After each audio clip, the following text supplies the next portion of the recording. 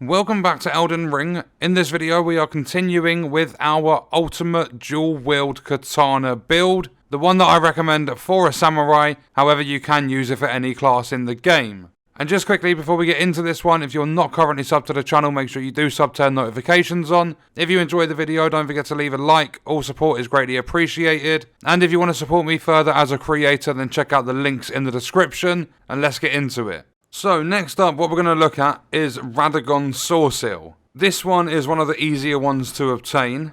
I say it's easier, it's in a much earlier location. So from the first step, down where you start, if you make your way over to Caelid, so the way to do that is from the first step, you go up to Gatefront, along to Stormhill Shack, follow the road all the way along until you get to Caelid Ruins.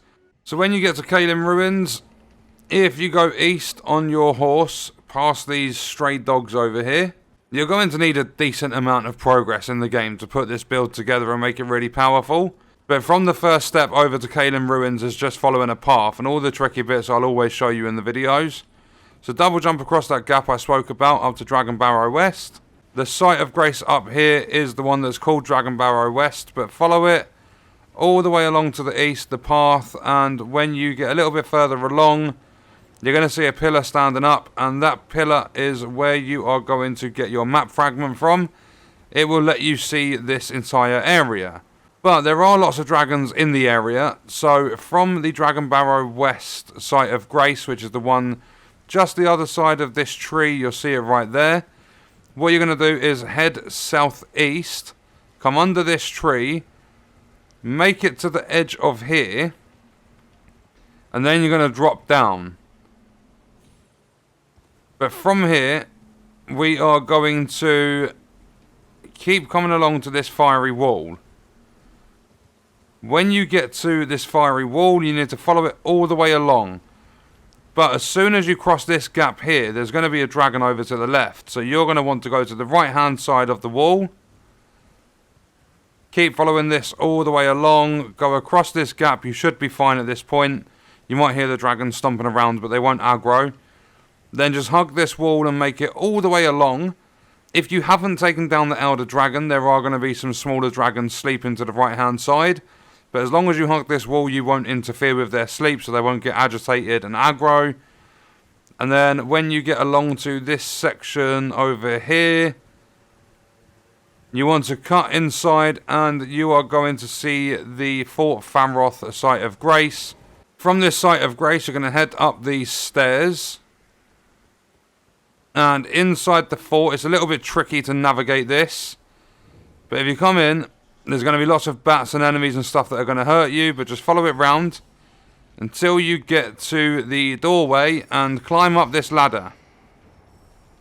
This is also where you get one of the halves of the medallion to access the Grand Lift of Dectus.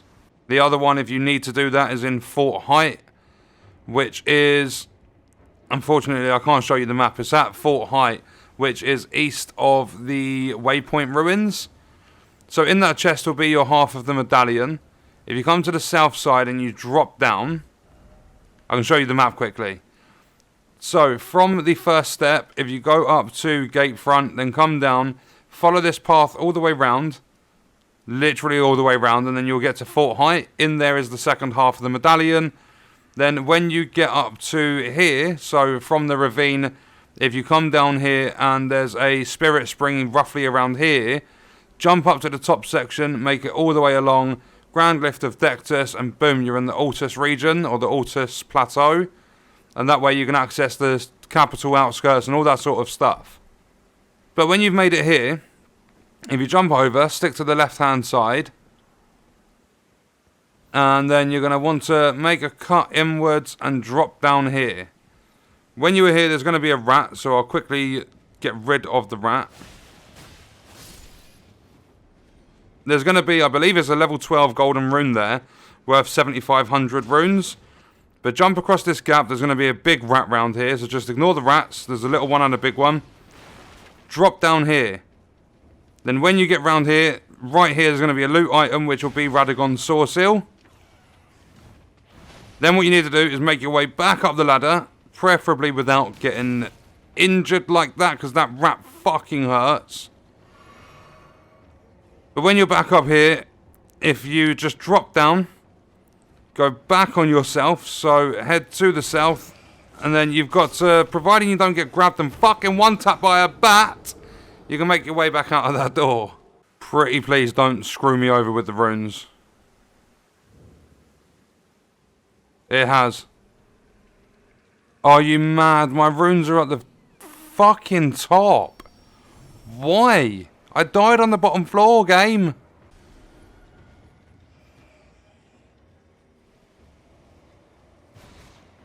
There you go, you're not grabbing me that time, you prick. So now, you have Radagon Sourcil. It can be a little bit tricky, but I did manage to get my runes back. So at this stage, you should have the Uchigatana, the Moonveil, the Lazuli Glintstone Crown, Radagon Sourcil, Carian Filigreed Crest. I will show you now how to get the Meteorite Staff if you haven't done it yet. So we're going back to the first step. In terms of your other armor, you can run pretty much anything. Whatever you can run to keep yourself at a medium load. That's the reason I don't have a chest armor on. Because any chest armor I put on with the stuff I'm running is more than likely going to put me up to a heavy load. So from the first step, head east until you see the ruins. As soon as you get to the ruins, what you're going to do is come into this little section here, double jump over, and down these stairs. At the bottom of these stairs, you're going to have a bunch of rats in a room. If you kill the rats, then open the door at the very back. There's going to be a chest. This is a trap chest. It's going to take us to a different area. So from the first step, you're just heading east and you're going over to Dragonburnt Ruins. Activating the chest is going to bring you over to Caelid. You're going to be at the Celia Crystal Tunnel. What you want to do from here is come out of here, run round to the left, drop down. Ignore all the enemies. There's going to be an archer though. Okay, I got lucky. The archer never aggroed. But you might take a hit, but just drop down and interact with this Site of Grace. Then what we're going to do from the Site of Grace is make your way south and go outside. Then jump on your mount and you're going to hug this right hand side wall until you get to a massive red scarab. So just keep going southwest all the way along the wall. And then you will start to hear the scarab. You'll see him standing right there. Just ignore him. And what you are going to do is head into this ruins over here. There is also a really good spell I'll show you quickly. So in this building right here, if we head down these stairs, there is going to be a chest. And inside you'll get a spell called Rock Sling. But if we jump back on the mount, from here, if we get back up to the surface, you're going to come out of here and head south. You're just coming over this section here, and as soon as you get here, if you jump off your mount, come round this side, and right here on this corpse, you'll be able to grab the Meteorite Staff. So we've now got the katanas, we've got the staff, we've got Terra Magicus, we've also got the Filigreed Crest Talisman and Radagon Sourcil. Also, whilst getting the Meteorite Staff, the spell you got was Rock Sling. And basically, what you do with it, you don't slice with your katana. It summons 3 massive rocks. And yeah, they deal a lot of damage. But next, what we are going to do is, from the first step, go up to Gatefront again, along to Stormhill Shack. Follow this all the way along. And you are going to get to Summoned Water Village. So when you get to the outskirts, if you jump on your horse, you're going to head over to the east. And when you come all the way over here, if we kind of go up and through, I mean, you don't really need to take that route. Just make sure you're heading east. And when you get over here, I'll show you the exact location. So it's right here. It's on the far east side of Summoned Water Village. You're going to need a Stone Sword Key. I'm not sure if this one's 1 or 2. I believe it's just 1. But once you get down here, there's going to be a room full of turtles. You can kill them if you want to. After you've killed them, they will drop you some turtleneck meat. At the back, there's going to be a door. We're going to open up this door. And we are going to open the chest. Inside the chest, we are going to have a green turtle talisman. If we then take off one of the random ones I was using, this is going to raise your stamina recovery speed. So at this stage, depending how many talisman slots you have, because you have to take down certain bosses in order to obtain another slot, you will only start the game with one. But I would recommend, in terms of how important they are, I would say Radagon Sword Seal, because it boosts 4 of your stats by +5. Then I would probably say the Filigreed Crest, because you can run around and then just stop running for a second, your stamina comes back.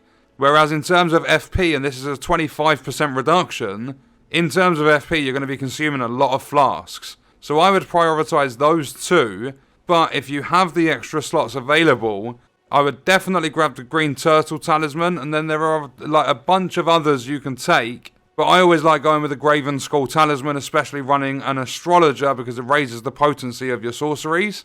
So at this stage, you should have the Moonveil, you should have the Uchigatana and the Meteorite staff, then the Lazuli Glintstone crown, any random pieces of gear you want to wear, just the ones that you might like the look of them, they might have really good stats, it's all just personal preference with the rest of the armor, at least for the time being, and there might be a point in the future where I find some better armor, and I'll come back and show it.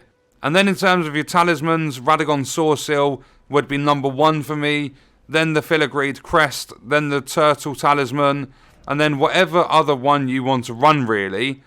You can even run Arsenal Charm to raise your max equip load so that you can wear heavier armor. There's lots of different ones available in the game that you can use. So now what we're going to do is take a look at the Flask of Wondrous Physic. After that we're going to go for something that is going to go onto our Uchigatana to give it the lightning effect.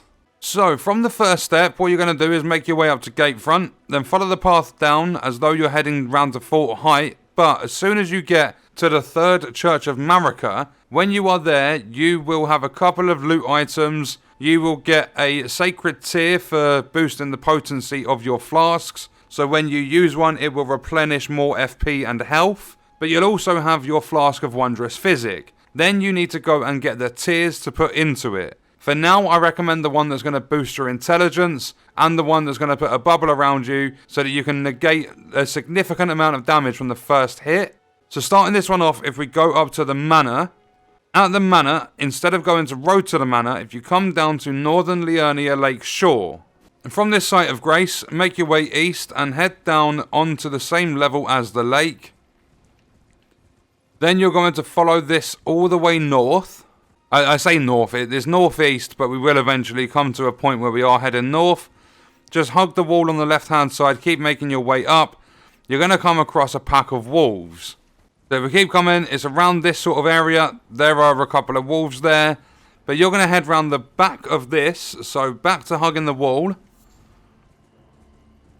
And there is going to be a ledge, there's some creepy hands around here. In the northernmost corner, there's going to be this massive ledge up here. When you come up here naturally, there's going to be a gigantic hand that we can't really see it. But there's a massive hand that's sitting in the floor somewhere. And when you go over there, it's going to jump out on you and it's going to, like, it hurts a lot basically. So if you can, jump up here. You can see the little hands. There's the big hand. You can kind of see his fingernails. But just jump up here and just from the back of it, just grab the item in there. And that is going to be your intelligence, not crystal tier. That's going to give you a buff on your intelligence. It will increase it by 10 for 3 minutes. The Flask of Wondrous Physic also does replenish when you go back to a site of grace. So as long as I'm out of aggro, you'll see it's roughly around this sort of area here. So from the manor, it's a little bit south. And just make sure you're on the same level as the lake. Taking a look at the Flask of Wondrous Physic, the intelligence not crystal tier temporarily boosts intelligence. As I said, I think it lasts around 3 minutes and it's going to boost your intelligence by 10. If you have a look now, my intelligence is 63. If I use my Flask of Wondrous Physic and then I go into my stats, you will see my intelligence has bumped up to 73. But now what we need to do is go and get the Opaline Bubbletear, which will significantly negate damage for the first hit. you'll see this bubble around me. And if I go and get attacked by these wolves... So if the white wolf aggroes me... The very first hit... He just pops the bubble. Does no damage. He managed to get 2 attacks in. So he took a chunk of my health bar. But that very first attack did absolutely nothing. So on your map, back to the first step. Then what you're going to do is head east to Dragonburnt Ruins. Come down to this path over here. Make your way all the way down until you get to Castle Morn Rampart. So it's just following the main path over this bridge. Past the caravan that's here with the Morning Star in it. Until you get to this site of Grace. From here you're going to head over to the northwest. And you're going to get to south of the Lookout Tower. From south of the Lookout Tower, if you head west and keep going up, you're going to see a little bridge that's over here. And if we ignore that enemy, come across the bridge. You can also go the bottom way because there is a spirit spring, but I always just come up here because it's just easier. You'll see the spirit spring there over to our north side now. But keep following this along until you find a gap on the left-hand side where you can climb up. So when we are around here, if we just come around this way, we're going to make it all the way to the top where that minor Erd tree is. So when you get up here, you're going to see a lot of pots. There's going to be a boss. That boss is an Erd tree avatar. All you've got to do is take down that boss and you will get the Opaline Bubbletear. And on that note, we are going to leave the video there. Let me know your thoughts and stuff about this in the comments and I'll see you in the next part of the build. I hope you guys enjoyed it.